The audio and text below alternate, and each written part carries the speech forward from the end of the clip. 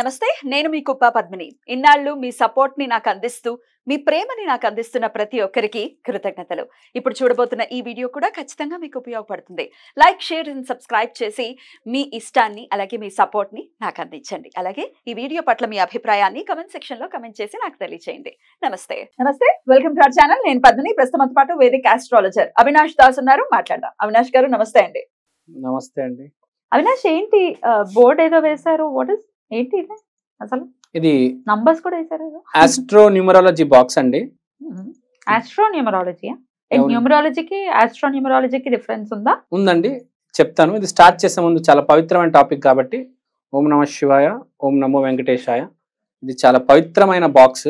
ఇప్పుడు న్యూమరాలజీలో 8, 17, 26 ఇవన్నీ ఒక సిరీస్ నంబర్స్. లాజిక్ ఏంటంటే 17 అంటే 1, 7 కలిపితే 8, 26 అంటే 2, 6 కలిపితే 8, 35 3, 5 కలిపితే 8.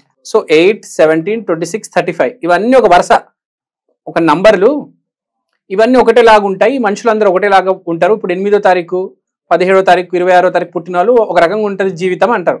న్యూమరాలజీ, ఆస్ట్రో న్యూమరాలజీ ఏంటంటే 1, 13, 25, 37, 49, 61 ఈ నంబర్లు అన్నీ ఒకటేలాగా ఉంటాయి.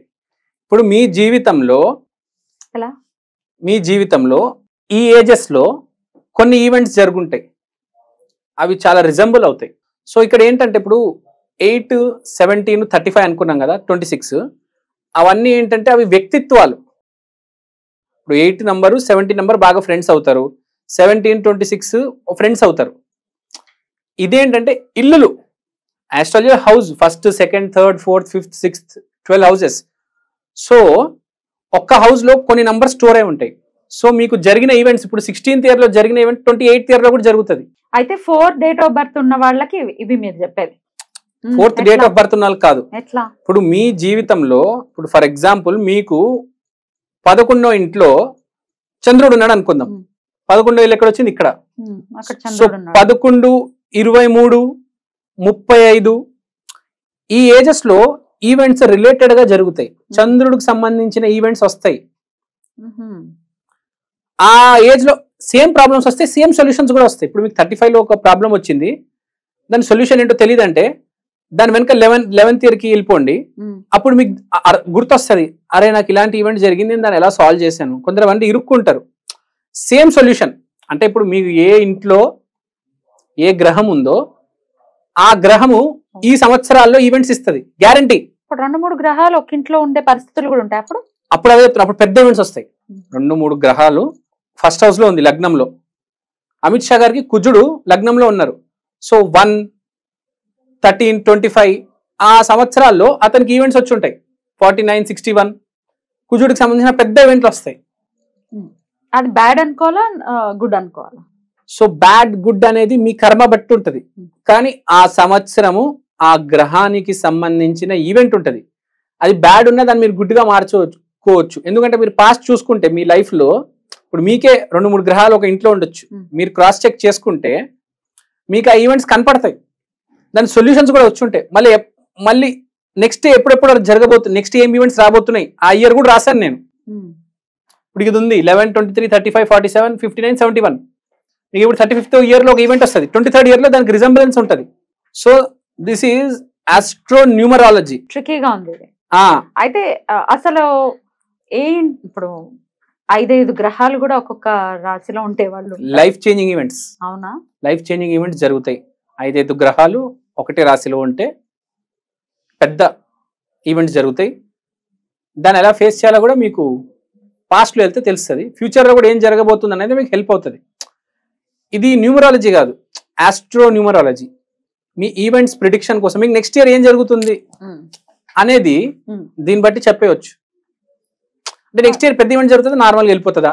ఇప్పుడు 7 ఇంట్లో మీకు ఏం లేకపోవచ్చు గ్రహం, ఫర్ ఎగ్జాంపుల్. ఒక్కొక్క ఇంట్లో సో నెక్స్ట్ ఇయర్ పెద్దగా ఏం లేదు. ఏ ఇంట్లో అయితే 3-4 గ్రహాలు ఉంటే కరెక్ట్ ఆ ఏజ్ లో ఒక ఈవెంట్ జరగబోతుంది రా బాబు, అమ్మో ఈ సంవత్సరం చాలా జాగ్రత్తగా ఉండాలి, ఈవెంట్ బాగా డీల్ చేయాలి, బాగా డీల్ చేస్తే సక్సెస్ వస్తుంది. 3 గ్రహాలు ఉన్నాయి మీకు 11 ఇంట్లో. 35th ఇయర్ లో మేజర్ ఈవెంట్ జరుగుతుంది. దాన్ని ఎలా ఫేస్ చేయాలి? 23rd 11 లో 23 ఏటలో 11 ఏటలో ఏం జరిగింది గుర్తు తెచ్చుకొని అప్పుడు నేను ఎలా ఫేస్ చేశాను అంటే 23 ఏటలో ప్రాబ్లం వచ్చింది, ఎలా ఫేస్ చేశాను అనేది గుర్తెచ్చుకుంటే ఇప్పుడు అనాలిసిస్ ప్లస్ ప్రాబ్లం సివియారిటీ, ఏ రకమైన ప్రాబ్లం జరగబోతుంది. 23లో మంచి జరిగింది, అయ్యో అయితే 35లో కూడా మంచి జరగబోతుంది నాకు, అంతే కదా. 35 వచ్చినప్పుడు చూడాలి, 35 వచ్చినప్పుడు చూడాలి, జరుగుతుంది కంపల్సరీ. మీకు 23లో మంచి జరిగి ఉంటే 35 ఏటలు కూడా మంచి జరుగుతుంది. ఎందుకంటే 35, 23 అదే ఇంట్లో ఉన్నాయి, ఎప్పటికీ అక్కడే ఉంటాయి కూడా, ఎప్పటికీ అక్కడే ఉంటాయి కూడా కదా. Right right. ఓకే, ఇట్లా ఈవెంట్స్ ఏం జరుగుతున్నాయి అనేది ప్రెడిక్ట్ చేసుకోవచ్చు, మీకే తెలుసుకోవచ్చు.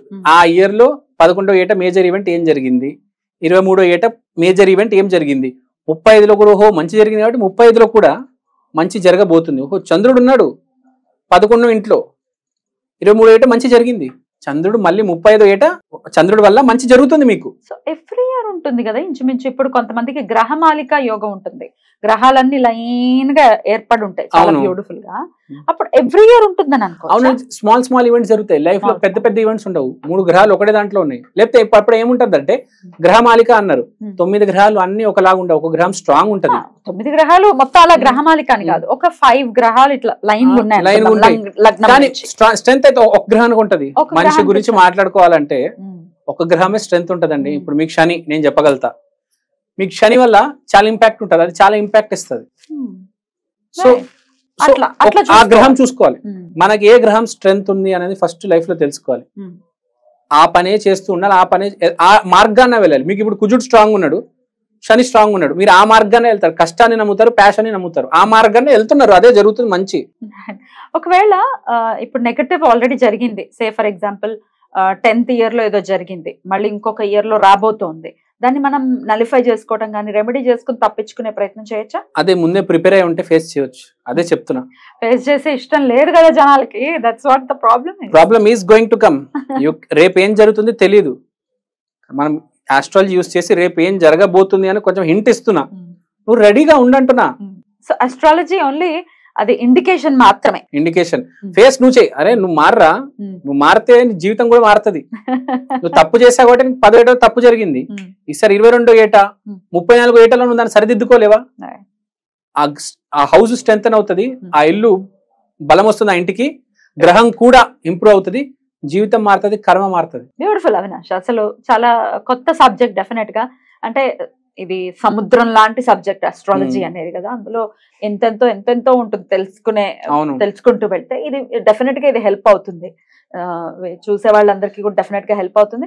ఎవరైతే నెగటివ్ గా వచ్చే పరిస్థితి కనుక ఉంటే డెఫినెట్ గా మనలో మార్పు తెచ్చుకుని, వ్యక్తిత్వంలో మార్పు తెచ్చుకుంటే డెఫినెట్ గా నలిఫై అవుతుంది. బ్యాడ్ ఈవెంట్ ఏదైనా వచ్చేటట్టయితే నలిఫై అవుతుంది అని చెప్తున్నారు, అంతేనా? అంతే. ఒకటి చెప్తాను కామన్ మై ఆడియన్స్ కి, ఇప్పుడు నేను చెప్పింది ఏమీ అర్థం కాకపోవచ్చు, కానీ సింపుల్ గా ఈ డైమండ్స్ లో మీకు ఏదో ఏ ఏటలో అయితే ఏదైనా ఈవెంట్ జరిగిందో నెక్స్ట్ వచ్చే నంబర్ లో కూడా అదే ఈవెంట్ జరగబోతుంది. కాబట్టి కొంచెం కామన్ సెన్స్ వాడితే మీకు అర్థమవుతుంది. ఏం కన్ఫ్యూజన్, మీరు చాలా సింపుల్. 11 ఏటలో జరిగింది, 23లో మళ్ళీ జరుగుతుంది, 35లో మళ్ళీ జరుగుతుంది. ఆ నంబర్లు చూసి మీ జీవితం ఏదో మీరు అంచనా వేసుకోవచ్చు. చాలా మంచి గ్రహాలకి, నక్షత్రాలకి, రాసులకి ఇదంతా నాకు అర్థం కావట్లేదంటే న్యూమరాలజీ చాలా సింపుల్ సబ్జెక్ట్, ఎవరైనా అర్థం చేసుకోవచ్చు. ఈ డైమండ్స్ చూసి మీరు చాలా ఈజీగా అంచనా వేయవచ్చు. ఏం అవసరం లేదు దశలు మహారదశలు, జస్ట్ నంబర్స్ తో అన్ని ఎలానే ఉంటాయి, మహాదశలు, నక్షత్రాలు, రాశులు. Just for common man he can understand. Definitely చాలా అద్భుతంగా తెలియజేశారు. థ్యాంక్ యూ సో మచ్ అండి. నమస్తే. నమస్కారం.